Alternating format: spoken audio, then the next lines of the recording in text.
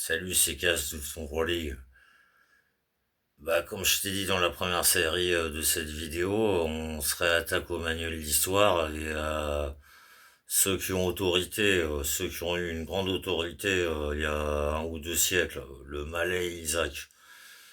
Et on en est donc dans le premier tome, Rome et le Moyen Âge, et on en était au chapitre Le duel de Rome et de Carthage, les trois guerres puniques.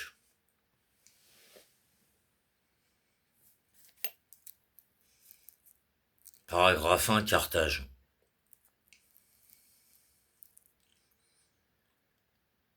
À peine Rome avait-elle étendu son autorité sur l'Italie qu'elle s'engagea dans une série de guerres contre Carthage. Ces guerres qui durèrent avec de longs intervalles de trêve, plus d'un siècle, 264-146 avant Jésus-Christ, ont été appelées guerres puniques, parce que les Romains donnaient aux Phéniciens le nom de Punie.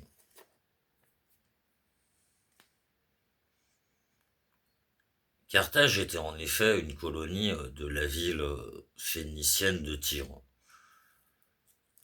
Fondée vers 800 avant Jésus-Christ dans un site admirablement choisi,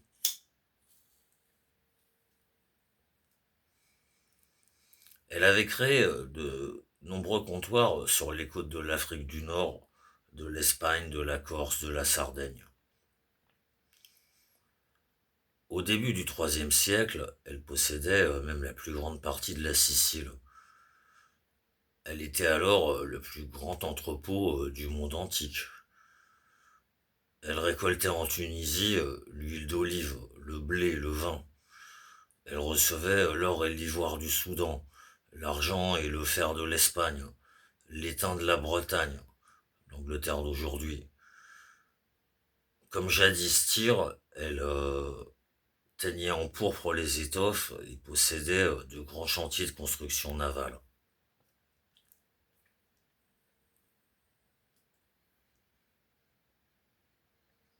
Carthage était gouvernée par ses plus riches marchands. Le peuple, dont le sort était misérable, était toujours prêt à se soulever. La flotte était excellente, mais l'armée qui se recrutait parmi les indigènes numides, les indigènes de l'Afrique du Nord, que nous appelons aujourd'hui berbères, étaient appelés numides par les Romains. La flotte était excellente, mais l'armée qui se recrutait parmi les indigènes numides n'était jamais sûre. Autant le Sénat de Rome pouvait compter sur la loyauté de ses citoyens, autant celui de Carthage devait craindre les révoltes. Tant que Rome avait fait la guerre uniquement en Italie, elle avait été l'amie de Carthage. Elle s'était même alliée à elle contre Pyrrhus. Mais quand Rome se prit à convoiter la Sicile, elle entra nécessairement en conflit avec Carthage. Pyrrhus l'avait bien compris. En quittant la Sicile, il s'était écrié, dit-on, quel beau champ de bataille nous laissons aux Carthaginois et aux Romains.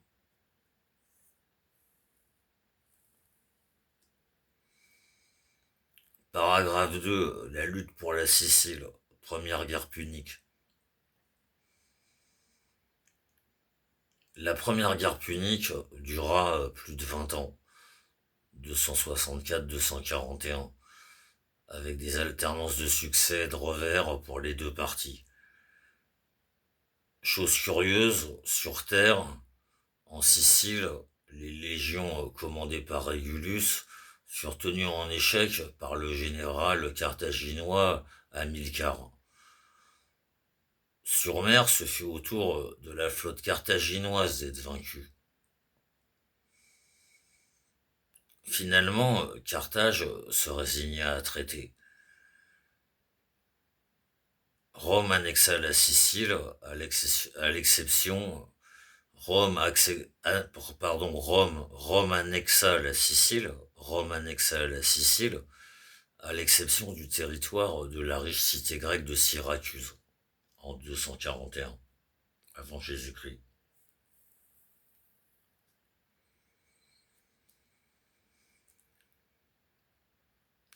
Après la signature de la paix, Carthage eut à faire une terrible révolte de ses mercenaires.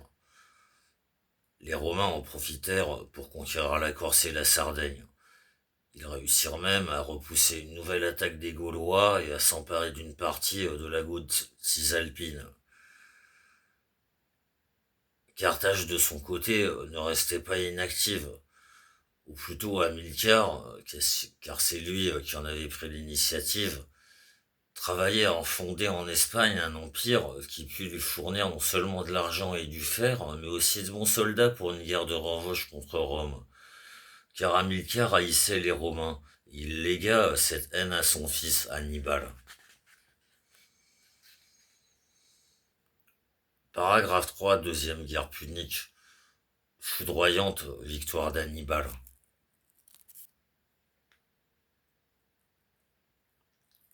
Hannibal n'avait que 26 ans lorsqu'il devint chef de l'armée d'Espagne. Mais il fut peut-être le plus grand homme de guerre de l'Antiquité. Pour contraindre les Romains à la guerre, il s'empara d'une ville espagnole qui était leur allié en 219. Audacieusement, Hannibal décida de porter la guerre en Italie même. Il espérait qu'à son appel, les Gaulois cisalpins et les Italiens se soulèveraient contre Rome. Tantôt négociant, tantôt combattant, Hannibal mit 5 mois à franchir les Pyrénées, le Rhône et les Alpes.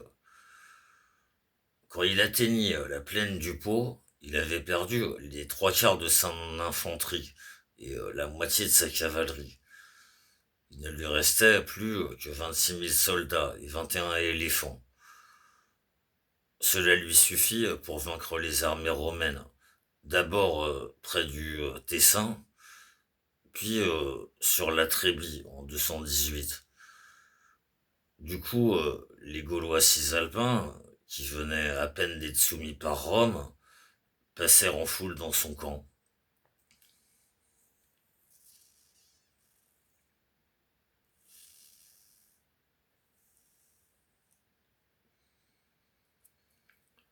L'année suivante, 217,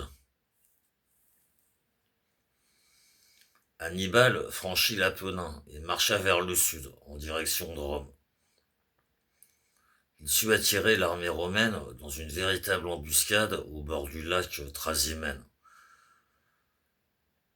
Surpris en ordre de marche, les Romains furent exterminés.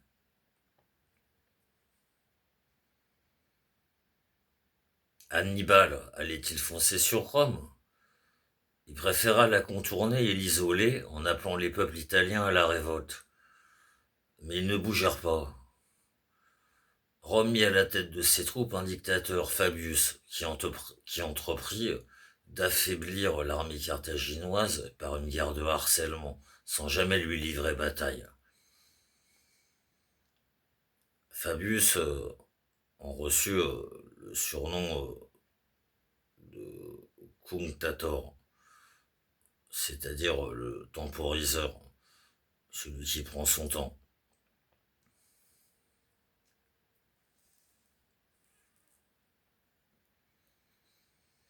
C'était la sagesse même.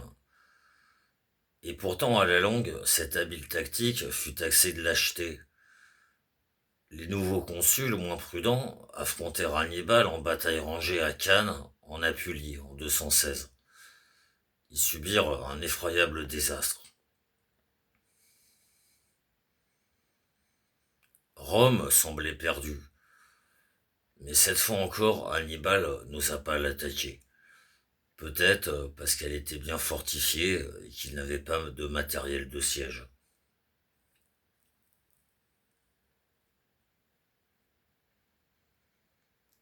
Paragraphe 4, 14 ans après, victoire finale de Rome. Quand le consul Varon, l'un des vaincus de Cannes, son collègue avait été tué dans la bataille, revint à Rome, le Sénat n'eut pas un mot de reproche pour lui. Il le remercia de n'avoir pas désespéré de la République. Le patriotisme des Romains et leur inébranlable ténacité devaient finalement l'emporter, car d'un côté il y avait tout le peuple romain entouré de ses fidèles alliés, de l'autre il n'y avait qu'un homme de génie, Hannibal, mal soutenu par le gouvernement de Carthage.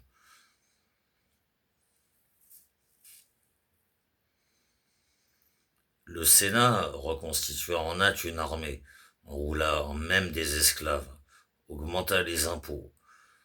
D'ailleurs, les postes fortifiés et les colonies dont l'Italie était parsemée arrêtaient à chaque pas Hannibal. Rome en revint aussi à la tactique prudente de Fabius et pratiqua une guerre d'usure qui peu à peu lui fut profitable. Bientôt même, elle reprit l'offensive. En Sicile, elle s'empara de la cité de Syracuse, qui avait passé au parti d'Hannibal. En Espagne, un tout jeune général, Scipion, commença à repousser les garnisons carthaginoises.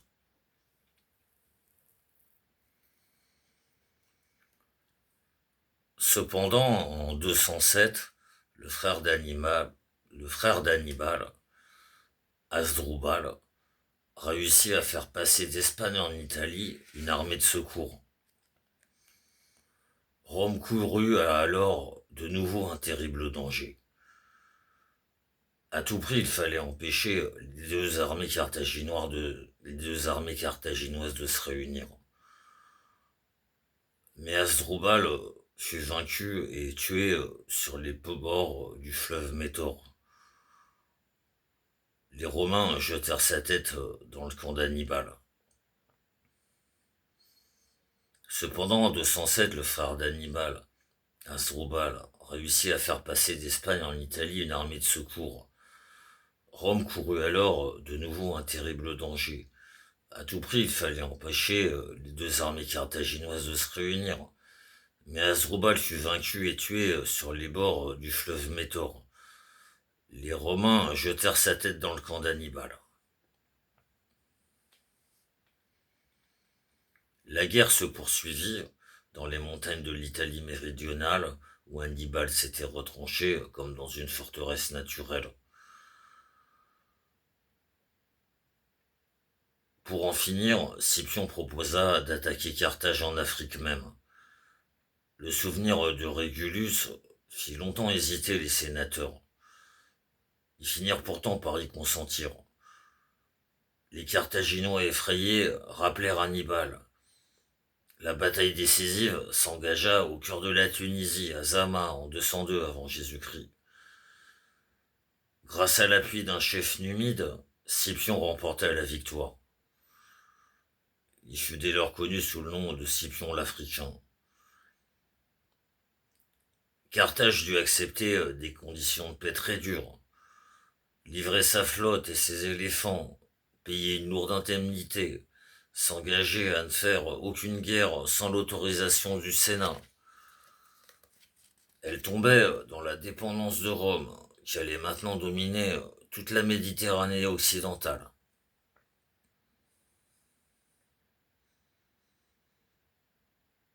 Paragraphe 5, Troisième guerre punique. Destruction de Carthage. Cependant, Carthage continuait à effrayer les Romains. Il faut détruire Carthage, ne cessait de répéter l'ancien censeur Caton, 235-149, un combattant de la Seconde Guerre punique. Le Sénat résolut d'écraser à jamais sa rivale détestée. Il envoya une armée en Afrique et ordonna aux Carthaginois d'évacuer leur ville et d'en fonder une autre ailleurs, en 149 avant Jésus-Christ. Alors, dans un sursaut d'indignation, ils décidèrent la lutte à outrance. Et pendant 3 ans, ils résistèrent farouchement. Enfin, la ville fut prise d'assaut par Scipion Émilien, fils adoptif de Scipion l'Africain. Elle fut entièrement détruite, et son emplacement fut déclaré maudit. Alors, dans un sursaut d'indignation, ils décidèrent la lutte à outrance, et pendant 3 ans, ils résistèrent farouchement. Enfin, la ville fut prise d'assaut par Scipion Émilien, fils adoptif de Scipion l'Africain. Elle fut entièrement détruite et son emplacement fut déclaré maudit, afin qu'on ne la rebâtît jamais, 146. Le territoire carthaginois forma la province romaine d'Afrique.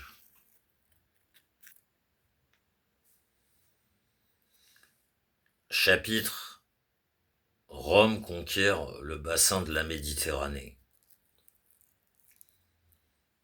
Paragraphe 1. La politique de conquête.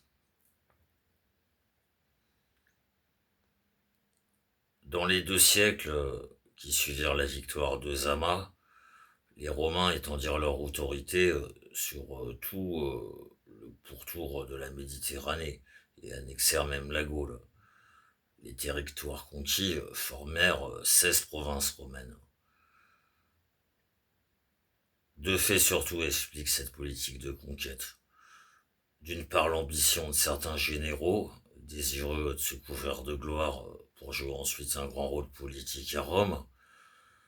D'autre part, la cupidité des financiers qui poussait à la formation de nouvelles provinces parce qu'ils y voyaient un moyen de s'enrichir. Ils surent forcer la main aux sénateurs en les intéressant à leurs spéculations. Les conquêtes romaines furent en partie une vaste opération financière. Paragraphe 2. Les Romains en Orient. À la fin de la Seconde Guerre punique, 3 États dominaient l'Orient: les royaumes d'Égypte, de Macédoine et de Syrie. Les rois d'Égypte n'étaient pas redoutables, mais les ambitions des rois de Macédoine sur la Grèce et la puissance du roi de Syrie, dont l'immense empire s'étendait de la Méditerranée à l'Inde, inquiétaient le Sénat. La Macédoine fut annexée peu après que son roi Persée eut été vaincu par le consul Polémile à la bataille de Pydna en 168. Le gouverneur romain de la province de Macédoine reçut en même temps la surveillance des cités grecques. La Syrie, si puissante sous le roi Antiochus, qui avait osé donner refuge à Hannibal, s'affaiblit rapidement. Une tribu perse, les Parthes, lui enleva la Perse et la Mésopotamie, pendant que les Judéens se rendaient indépendants, vers 140 avant Jésus-Christ. Enfin, le général Pompée conquit la Syrie, 63. En Asie mineure, à la suite d'un testament de son souverain qui n'avait pas d'enfant, le royaume de Pergame devint la province d'Asie, 129. Mais peu après, Rome trouva un très redoutable adversaire dans le roi Mithridate, qui possédait le côté septentrional de l'Asie mineure et rêvait de dominer l'Orient. Il ne fut vaincu qu'au bout de 30 ans, et son royaume fut annexé, 63. En revanche, quand les Romains voulurent enlever la Mésopotamie aux Parthes, ils subirent un désastre, 53 avant Jésus-Christ. 3. Afrique du Nord et Espagne. La troisième guerre punique avait abouti à l'annexion de la Tunisie.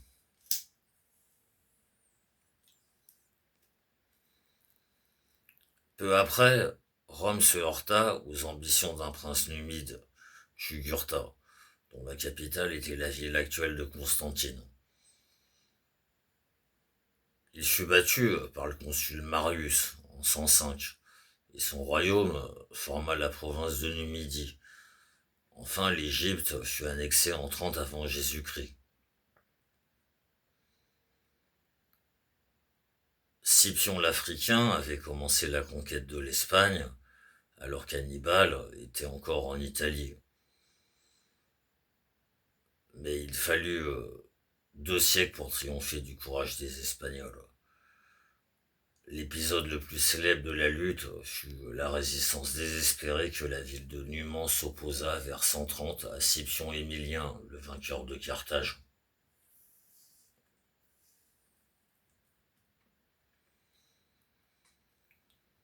4. La Gaule. Ce que les Romains appelaient la Gaule était un vaste territoire bordé par le Rhin, le Jura, les Alpes, la Méditerranée, les Pyrénées et l'océan Atlantique. La population était formée en grande partie de Celtes, qui étaient des Indo-Européens, apparentés aux Grecs et aux Italiotes. D'abord installés dans l'Europe centrale, les Celtes avaient pénétré par vagues successives dans les régions qui forment aujourd'hui la Belgique, la Suisse, la France, les îles britanniques et l'Espagne.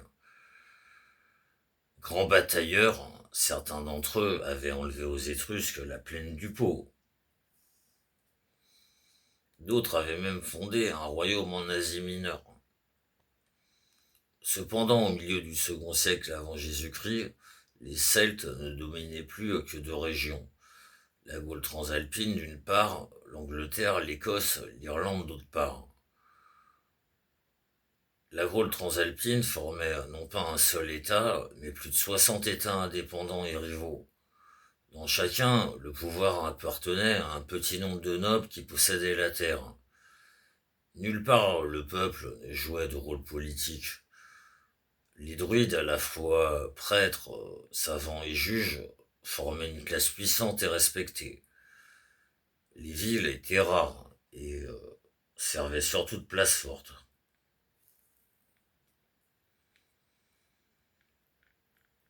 Paragraphe 5. La civilisation gauloise. Les Gaulois étaient des paysans. Ils élevaient les chevaux et les porcs, savaient bien cultiver les céréales et utilisaient même déjà la charrue à roues. En revanche, arbres fruitiers et vignes leur étaient inconnus. Les Gaulois témoignaient d'une grande habileté dans le travail du bois, comme en témoignaient leurs voitures et leurs navires. Pour enfermer les liquides, ils avaient inventé les tonneaux en bois, alors que les Grecs et les Romains ne connaissaient que les jarres en argile. Habiles métallurgistes et orfèvres, ils aimaient les belles armes et les bijoux qu'ils décoraient avec une fantaisie exubérante. Le commerce était actif par eau et par terre. Si les chemins gaulois étaient bien inférieurs aux belles voies romaines, ils étaient du moins assez nombreux. Les peuples de l'Armorique, notre Bretagne, étaient d'excellents marins qui allaient chercher l'étain en Angleterre. Et il existait une littérature gauloise. Des bardes, semblables au siècle homérique, récitaient des poèmes dans les festins des riches et les druides avaient composé de longs ouvrages. Mais de cette littérature, nous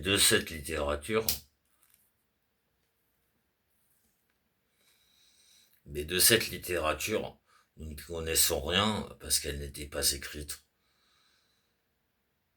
Les Gaulois avaient pourtant subi, dans une certaine mesure, l'influence des Grecs. Dès 600 avant Jésus-Christ, des colons de la ville de Phocée en Asie mineure avaient fondé Marseille. Des œuvres d'art de Grande Grèce ou de Grèce arrivaient aussi en Gaule par l'Italie du Nord et l'école des Alpes centrales, ou bien en remontant le Danube.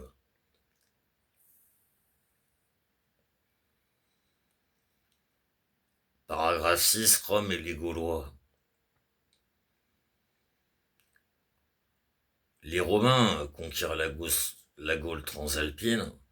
Les Romains conquirent la Gaule transalpine en deux étapes. Quand ils furent maîtres d'une partie de l'Espagne, ils occupèrent vers 120 avant Jésus-Christ le sud-est de la Gaule, qui relie l'Italie à l'Espagne.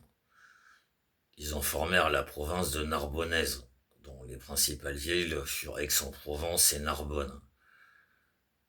À peine la Narbonnaise était-elle organisée qu'elle fut dévastée par une invasion de tribus germaniques, les Cimbres et les Teutons. Le consul romain Marius les écrasa près d'Aix, puis dans la plaine du Pô, versant.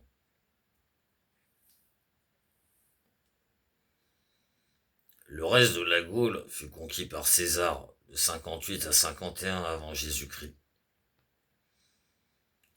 L'occasion lui en fut offerte par une nouvelle invasion de Germains. Appelé par un État gaulois, César, alors gouverneur de la Narbonnaise, entra en Alsace et rejeta les Germains au-delà du Rhin, 58. Mis en appétit, il résolut de conquérir la Gaule. Au bout de 2 ans, il crut avoir réussi. Il franchit même le Rhin pour intimider les Germains, puis la Manche pour intimider les Bretons d'Angleterre. Cependant, les Gaulois, courageux et fiers, s'indignaient d'être traités en peuple sujet. Bientôt une révolte éclata dans la Gaule du Nord et du Nord-Est. César passa 1 an à la châtier. Il brûla, saccagea les villages. Il brûla, saccagea les villages, massacra les habitants ou les vendit comme esclaves en 53. Paragraphe 7. Vercingétorix, héros national gaulois. L'exaspération ne fit que grandir en Gaule. En 52 éclata une nouvelle révolte, véritable guerre de libération. Cette fois, presque tous les peuples gaulois s'unirent, sous la direction d'un jeune chef auvergnat, brave, éloquent et hardi, Vercingétorix.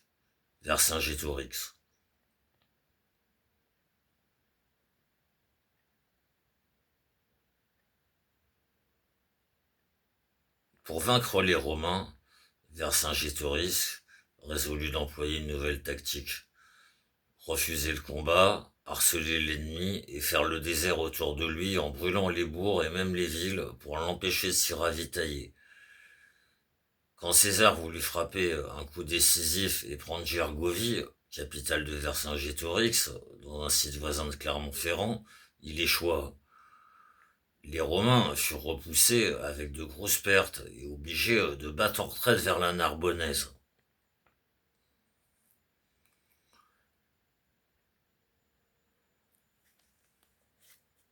Une faute des Gaulois allait sauver César. Un jour, près de Dijon, la cavalerie gauloise se lança follement sur les légions. Elle fut écrasée. César en profita pour faire demi-tour et refouler les Gaulois de Vercingétorix dans la ville haute d'Alésia. Alors il les y bloqua étroitement, bien décidé cette fois à ne pas lâcher prise. Pour briser toutes les tentatives ennemies, les légions accomplirent un travail formidable. 2 lignes de fortification, une face à la ville, l'autre face à l'extérieur. Assiégés et armés de secours s'y brisèrent.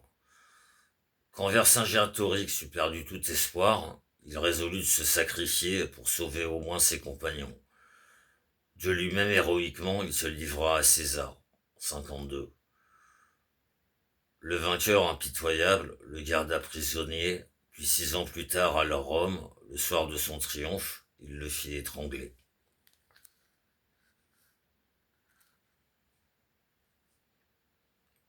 La chute d'Alésia marqua la fin de la guerre. 8 ans avaient suffi pour conquérir la Gaule, alors qu'il fallut 2 siècles pour réduire l'Espagne.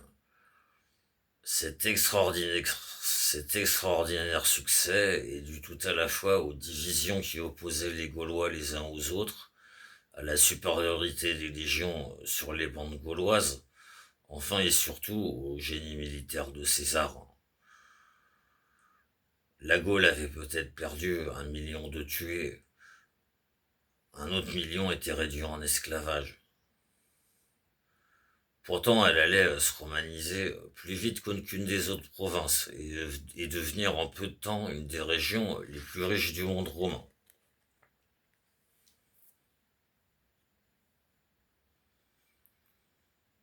Paragraphe 8. Organisation des provinces.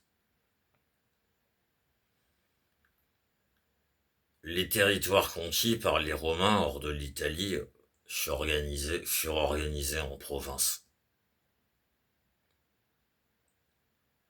Les habitants étaient tenus au service militaire et à de lourds impôts en argent et en nature. Comme en Italie, droits et charges variaient considérablement d'une région à l'autre. À la tête de la province trouvait le gouverneur. C'était soit un proconsul, soit un propréteur, choisi par le Sénat parmi les anciens consuls ou les anciens préteurs.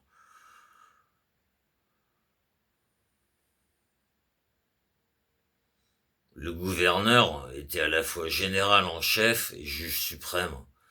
Il avait le droit de vie et de mort sur les indigènes, mais les citoyens romains qui habitaient sa province pouvaient en appeler de sa sentence aux comices de Rome. Jusqu'à la fin de la République, sauf de très rares exceptions, les gouverneurs virent dans les provinces des territoires qu'ils pouvaient piller à leur gré. Tel fut Vérès, propréteur en Sicile vers 70 avant Jésus-Christ.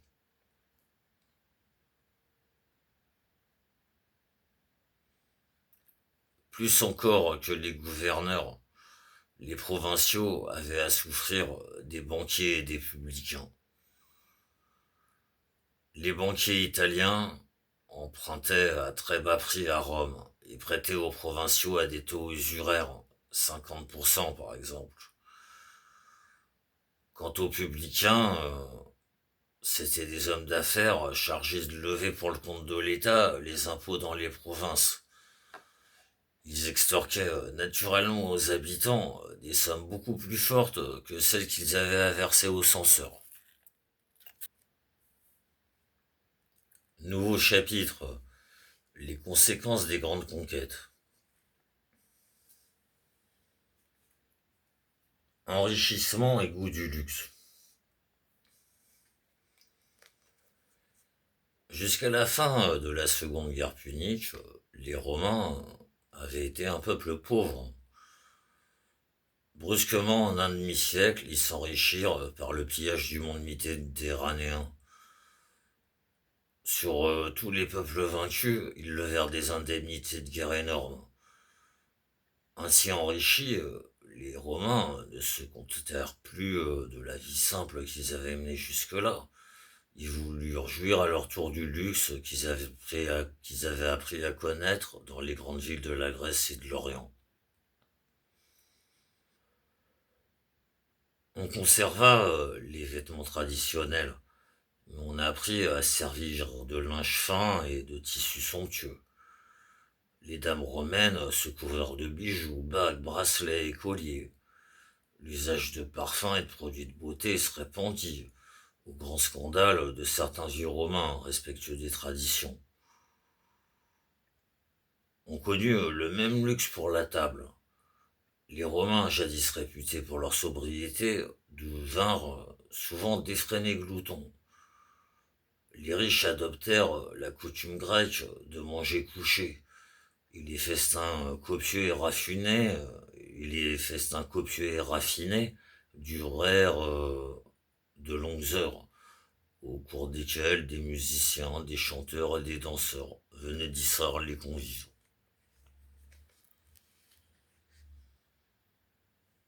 Paragraphe 2. Les transformations de la maison. Quand les Romains connurent les maisons grecques, ils voulurent en posséder de semblables. Désormais, les habitations des citoyens aisés et riches furent disposées de la façon suivante. L'atrium subsista et ne fut plus qu'une sorte d'antichambre luxueuse. Au-delà venait le tablinum, où le maître de maison recevait ses clients. Par derrière s'étendait comme une deuxième maison plus intime, où les pièces s'ouvraient sur un jardin intérieur, entouré d'une colonnade appelée péristyle. Outre leur maison à la ville, les riches avaient des villas à la campagne. Le grand orateur Cicéron en possédait 9. À la campagne comme à la ville, on voulait un intérieur luxueusement décoré. Les meubles furent toujours peu nombreux, mais souvent incrustés de bronze. On prit goût aux tableaux, aux statues, aux mosaïques, aux fresques, aux légers bas-reliefs en stuc ou en terre cuite.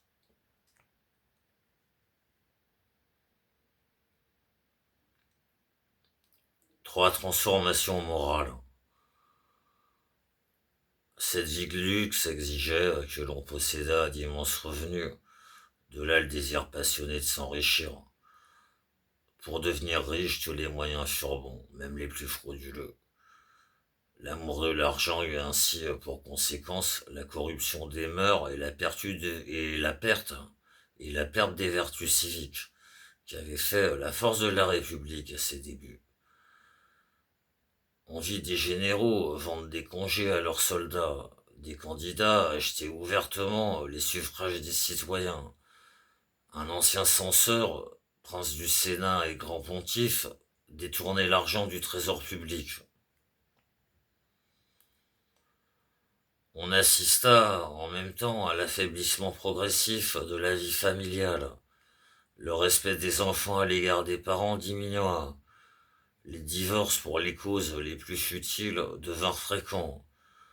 Enfin, les parents reculèrent souvent devant les soucis et les charges qu'impose le soin d'élever une famille, et ils eurent moins d'enfants.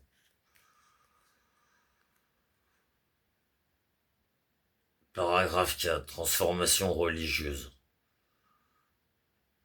La vie religieuse, elle aussi, fut profondément transformée. Au contact de la religion grecque, la religion romaine perdit son caractère propre. Les dieux romains furent assimilés aux dieux grecs. Jupiter à Zeus, Mars à Arès, Junon à Héra, Vénus à Aphrodite. On leur prêtait la même figure, les mêmes aventures. Beaucoup d'hommes instruits, sous l'influence de certains penseurs grecs, abandonnèrent les croyances religieuses des anciens temps. L'irréligion fit surtout au 1er siècle avant Jésus-Christ de rapides progrès. On dit que deux augures ne pouvaient se regarder sans rire, et l'un des plus grands auteurs de la littérature latine, Lucrèce, 98-55 avant Jésus-Christ, écrivit tout un poème pour combattre la religion traditionnelle. Ceux qui avaient pourtant besoin de croire à une religion préféraient souvent à la vieille religion romaine les religions orientales d'Asie mineure, de Syrie et d'Égypte. Leurs prêtres promettaient aux fidèles l'immortalité et leur culte séduisait par des cérémonies mystérieuses et magnifiques, accompagnées de chants et de musique, qui contrastaient avec la froideur du culte romain. Paragraphe 5. Les débuts de la littérature et de l'art. Depuis longtemps déjà, les Romains cultivés s'intéressaient à la civilisation grecque. Pourtant, ce fut seulement après les guerres en Macédoine, en Syrie et en Grèce, dans la première moitié du second siècle, que l'hellénisme pénétra les hautes classes de la société romaine. Dès lors, il fut de bon ton, même pour des personnes âgées, d'apprendre le grec, de donner un précepteur grec aux enfants, d'envoyer les jeunes gens passer un an à Athènes ou à Rhodes ou même à Marseille pour s'y perfectionner dans la langue et la littérature grecque. Les nombreux Grecs qui vinrent s'installer à Rome étaient souvent méprisés. Ils n'en furent pas moins les éducateurs de leurs vainqueurs. On admira les chefs-d'œuvre de la littérature grecque, puis on les imita. Ainsi naquit la littérature latine, d'abord inspirée de très près par des modèles grecs. Les premiers grands écrivains furent des poètes, Plaute et Terence, qui composèrent des comédies, et Ennius, qui chanta les hauts faits de l'histoire romaine. Un petit groupe d'esprits cultivés, particulièrement Scipion l'Africain, Paul Émile, Scipion Émilien, s'intéressa à leurs efforts et les protégea, alors que le métier d'écrivain avait été jusqu'alors méprisé à Rome. Mais le peuple, beaucoup moins affiné que les Grecs, ne s'intéressa pas à la littérature.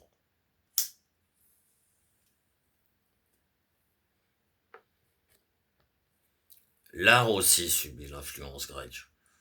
Les premiers temples, les basiliques, les statues, les mosaïques, les fresques, les stucs furent d'inspiration grecque, et souvent l'œuvre d'artistes grecs.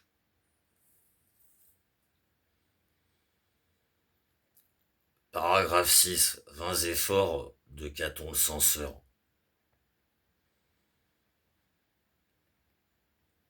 Quelques hommes essayèrent pourtant de lutter contre ces nouveautés qui transformaient si profondément la vieille civilisation romaine. Le plus célèbre d'entre eux fut Caton le censeur, de 134-149.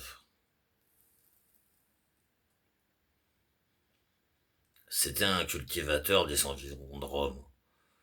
Entre deux campagnes militaires, il revenait cultiver ses terres. Censeur en 184, Caton exclut 7 sénateurs auxquels il reprochait leur luxe excessif. Il frappa de lourdes taxes les riches vêtements et les parures. Tout le reste de sa longue vie, il poursuivit la lutte à la fois contre le relâchement des mœurs et contre l'influence des Grecs qui l'en rendaient responsable. En 155, les Athéniens avaient envoyé les Athéniens avaient envoyé au Sénat 3 ambassadeurs qui firent des conférences publiques à Rome et eurent grand succès. Caton, alarmé, les fit repartir au plus vite. Il ne laissa passer aucune occasion de s'attaquer à l'illustre famille des Scipions. Il leur reprochait de s'entourer d'artistes et d'écrivains grecs, d'encourager la politique des conquêtes, propice au pillage des gouverneurs et des publicains, enfin de flatter le peuple et de s'entourer d'un grand nombre de clients pour faire pression sur le Sénat.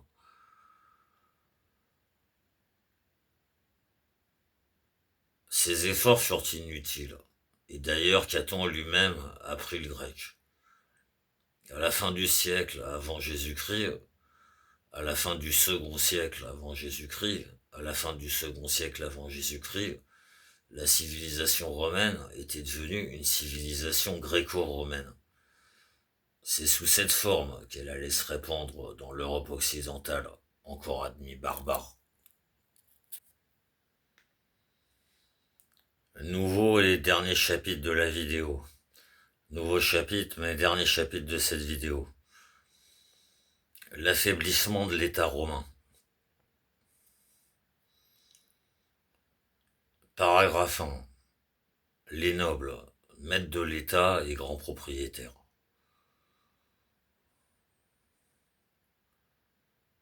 Les guerres de conquête transformèrent la société romaine. À partir du IIe siècle avant Jésus-Christ, les familles riches formèrent 2 classes distinctes. Les nobles, qui vivaient du revenu de leurs grandes propriétés et gouvernaient l'État. Les chevaliers, qui se consacraient aux affaires et dont la richesse était fondée sur l'argent. Les nobles étaient ceux qui comptaient au moins un magistrat parmi leurs ancêtres. Ils portaient au doigt un anneau d'or et conservaient dans leur maison les bustes de leurs ancêtres magistrats. Des places leur étaient réservées dans les cérémonies publiques et au spectacle. Les nobles formaient une caste orgueilleuse et fermée. Ils faisaient tout pour écarter du gouvernement les hommes nouveaux, c'est-à-dire ceux dans la famille desquels il n'y avait pas eu de magistrat. Pour maintenir leur pouvoir, ils s'attachaient à de nombreux clients. Pour maintenir leur pouvoir, ils s'attachaient à de nombreux clients en leur distribuant de l'argent et des vivres. Ils corrompaient les électeurs en achetant leur voix et n'avaient plus pour les lois autant de respect qu'on en avait jadis. Scipion l'Africain fit toute sa carrière en violant les règlements sur les magistratures et dans les provinces.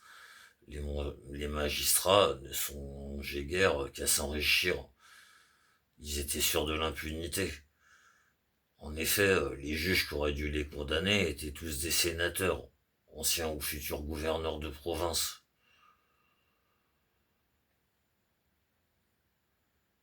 Avides de pouvoir et d'argent, les nobles voulaient aussi agrandir leurs propriétés, et malgré les lois, ils accaparaient la guerre publicus. On appelait à guerre publicus, c'est-à-dire domaine public, les terrains, les terrains que le Sénat avait enlevés aux Italiens vaincus et qui louaient, moyennant une légère redevance, à qui voulait les cultiver ou y faire perdre des troupeaux. Les nobles ne payaient plus la redevance. Ils empêchaient les hommes nouveaux d'acquérir des parcelles de l'agere publicus. Enfin, malgré la loi, ils refusaient à embaucher comme ouvriers agricoles des hommes libres. 2. Paragraphe 2. Les hommes d'affaires ou chevaliers. Depuis le temps de la Seconde Guerre punique, une loi interdisait d'être en même temps sénateur et homme d'affaires. Un certain nombre de riches préférèrent les affaires aux magistratures. On les appela chevaliers, parce qu'ils avaient la fortune autrefois exigée pour servir dans la cavalerie, et leur classe s'appela l'ordre équestre. Leur nombre augmenta, en même temps que se développèrent le commerce et la banque. Leur nombre augmenta en même temps que se développèrent le commerce et la banque. Les uns importaient à Rome les produits des autres pays, les autres s'installaient dans les provinces ou à l'étranger pour s'y enrichir dans les affaires. D'autres étaient armateurs, c'est-à-dire propriétaires de navires, ou bien banquiers. Certains appelés publicains travaillaient, on l'a vu, pour le compte de l'État.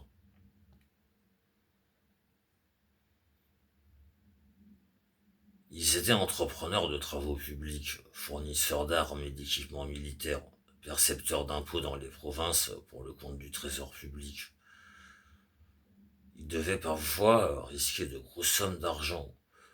Aussi se groupait-il en sociétés financières. Parfois, plusieurs sociétés financières s'entendaient pour prendre en main une entreprise importante. Les chevaliers réalisaient des bénéfices énormes par des moyens scandaleux. Ils achetaient la complicité des magistrats et surtout celle des sénateurs, puisque toute l'administration financière dépendait du Sénat. Paragraphe 3. Situation tragique du petit paysan. Tandis que les riches se partageaient les magistratures et les affaires, la classe moyenne des petits propriétaires tendait à disparaître. Ce fut la plus importante conséquence des conquêtes. En effet, c'est surtout dans cette classe moyenne que se recrutaient les légionnaires. Il en était tombé des centaines de milliers sur les champs de bataille. Si par bonheur le petit cultivateur échappait à la mort, il y fallait souvent emprunter pour remettre son domaine en état. S'il ne pouvait rembourser, son créancier lui prenait sa terre. La crise que connaissait alors l'agriculture italienne acheva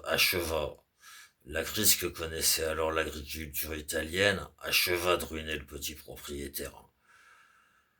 Quand le Sénat eut annexé la Sicile, la Sardaigne, la Tunisie, les grains de ces pays affluèrent à Rome. L'État les vendèrent à si bas prix que les cultivateurs italiens ne purent supporter cette concurrence. Les riches n'en souffrirent pas. Ils remplacèrent les champs de blé par des vignobles, des olivettes ou des pâturages. Faute d'argent, le paysan ne pouvait en faire autant. Il vendait son champ et tentait de se placer comme ouvrier agricole. Mais là, il se heurtait à la concurrence des esclaves. Alors, il ne lui restait plus qu'à aller à Rome. Paragraphe 4. Vie dégradante du peuple à Rome. Le petit paysan pouvait espérer y trouver du travail. À ce moment, en effet, on commençait à perdre l'habitude de fabriquer à la maison tout dont on avait besoin dans le ménage.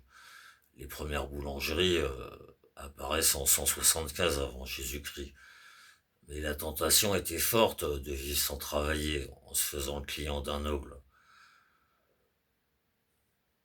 À partir du milieu du second siècle avant Jésus-Christ, et surtout au premier, la population de Rome était une foule bigarrée, où les frères romains et même les Italiens n'étaient plus qu'une minorité. On y côtoyait des hommes de tous les pays, on y entendait parler toutes les langues. Les petites gens habitaient des maisons de rapport, hautes de 3 ou 4 étages, construites hâtivement, en mauvais matériaux, et qui s'écroulaient souvent quand elles n'étaient pas la proie des flammes. Pour subsister, beaucoup de pauvres prirent l'habitude de vivre des aumônes des riches ou de l'État. À partir de 120 environ avant Jésus-Christ, le gouvernement distribua au peuple, d'abord à très bas prix, puis même gratuitement, tout le blé nécessaire. En même temps, il l'amusait par des représentations théâtrales, des courses de chars, des combats de gladiateurs.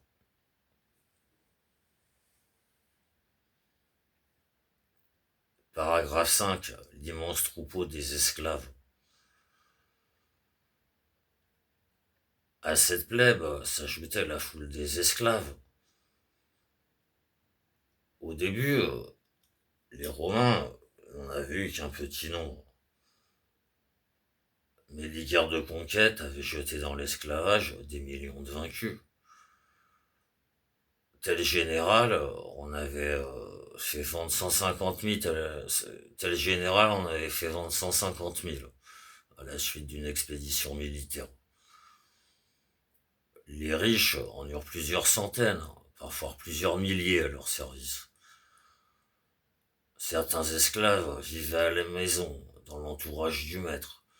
Ils étaient domestiques, cuisiniers, secrétaires, médecins, pédagogues, musiciens, danseurs. Le plus grand nombre travaillait aux champs, dans les mines et les carrières, ou encore dans des ateliers ouverts par les riches pour faire concurrence aux petits artisans.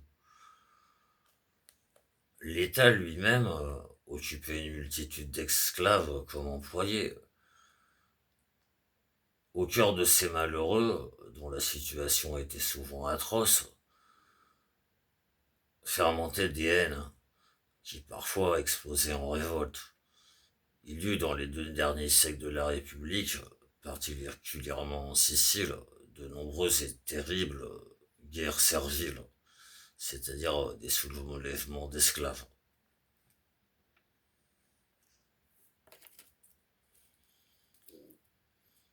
Paragraphe 6. La République en péril.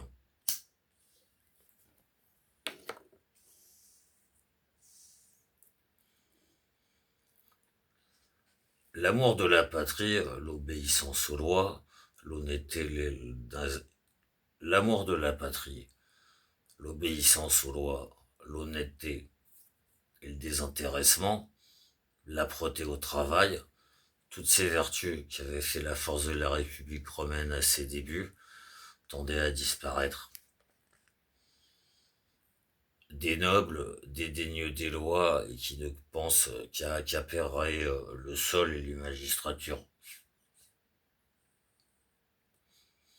Des financiers avides de s'enrichir encore davantage. Des pauvres qui, pour n'avoir pas à travailler, se complaisent à la vie dégradante qu'ils mènent.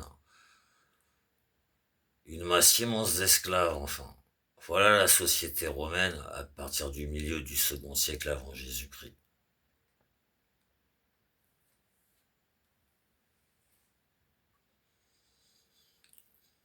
Viennent les généraux ambitieux qui convoiteront le pouvoir. Ils pourront s'appuyer non seulement sur leur armée, mais ils pourront s'appuyer, viennent les généraux ambitieux qui convoiteront le pouvoir. Ils pourront s'appuyer non seulement sur leur armée qu'ils auront gorgé de butin, mais aussi sur cette plèbe de Rome avide de pillage. Les guerres civiles vont commencer. En un siècle, 133 à 29 avant Jésus-Christ, elles amèneront la ruine de la République.